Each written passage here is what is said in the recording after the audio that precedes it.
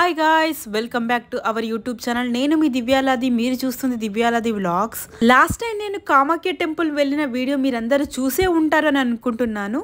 Kamakhya temple వెళ్ళి తిరిగి వస్తుండగా మాకు గాంధారి మైసమ్మ టెంపుల్ కనిపించింది. నేను చాలా రోజుల నుండి మంచిర్యాలలోనే ఉంటున్నాను, కానీ ఎప్పుడు గాంధారి మైసమ్మ టెంపుల్కి వెళ్ళలేదు. ఈసారి వెళ్దామని చెప్తే మా ఫ్రెండ్ కూడా వెళ్దామని చెప్పింది.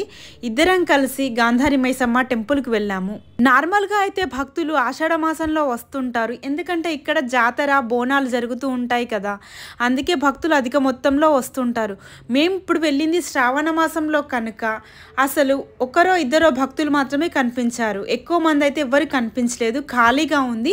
చాలా ఫ్రీగా దర్శనం చేసుకున్నాము. ఇక్కడ ఓన్లీ గాంధారి మైసమ్మ టెంపుల్ మాత్రమే ఉందని అనుకున్నాను, కానీ ఇక్కడికి వచ్చిన రోజు తెలిసింది టెంపుల్ బ్యాక్ సైడ్లో సంతాన నాగులమ్మ టెంపుల్ కూడా ఉందని తెలిసింది.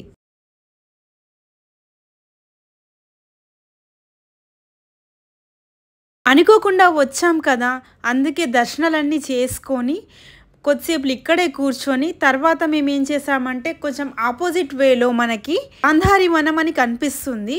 సో ఎంట్రన్స్ అయితే చూడడానికైతే చాలా బాగుందని చెప్పేసి మేము ఎంట్రన్స్ లోపలికైతే వెళ్ళాము. మనం ఇక్కడ లోపలికి వెళ్ళాలంటే మనకి టికెట్ తీసుకొని లోపలికి వెళ్ళాల్సి వస్తుంది.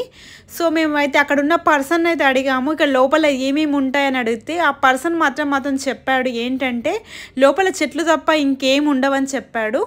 సో మేము ఇద్దరమే కదా, అంత లోపల అడవిలాగా ఉంది, ఎందుకు వెళ్ళడం అని చెప్పేసి మేమేం వెళ్ళలేదు.